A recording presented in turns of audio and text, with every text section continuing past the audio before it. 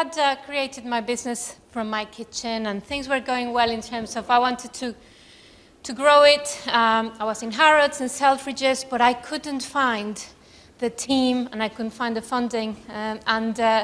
So in a mad and desperate attempt, I decided to go on Dragon's Den. Why not?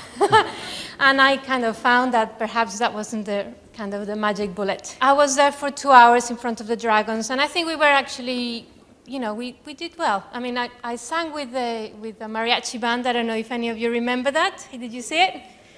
Hands up if you saw that. Hey. So it wasn't too bad, and we had a lot of activity of it, like Twitter, oh, you know, they should have and they shouldn't have, or whatever, you know. But at the end of the day, what happened was that I didn't have that clarity and that credibility of what was it that I brought new to the market. I couldn't explain that really clearly. Okay, so let's contrast that. What was it like working with Mike Harris?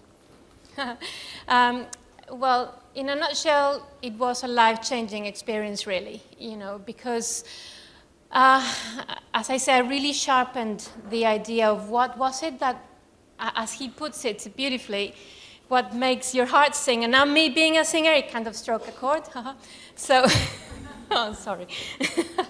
And also he said, everyone has the ability to create a standout brand, a high-performance business, if you communicate it with clarity and with credibility. And so over the next few months, I kind of did a lot of homework in my head as to how to reposition my proposition. Right, so tell us about the business you're creating. Well, I mean, I started, as I say, in 2008 from my kitchen. My kids named my business Rico, because Rico means tasty in Spanish, and they thought that their mom's cooking was very rico.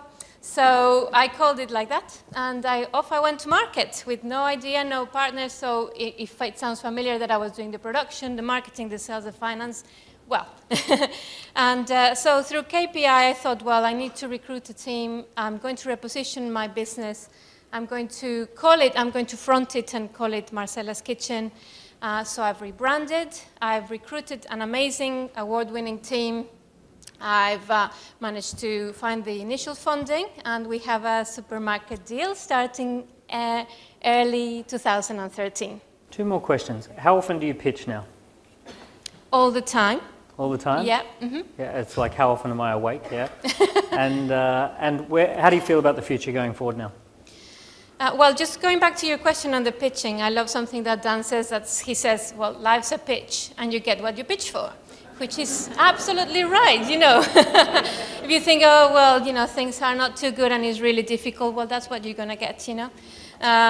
But, you know, in terms of answering your second question, well, I'm really enjoying the process now, and obviously I feel very excited about the future, and I feel very aligned to something that's really important to me, which is creating a business that offers authentic Mexican food, created with love, and made with ethically sourced ingredients, and I feel, you know, good about it.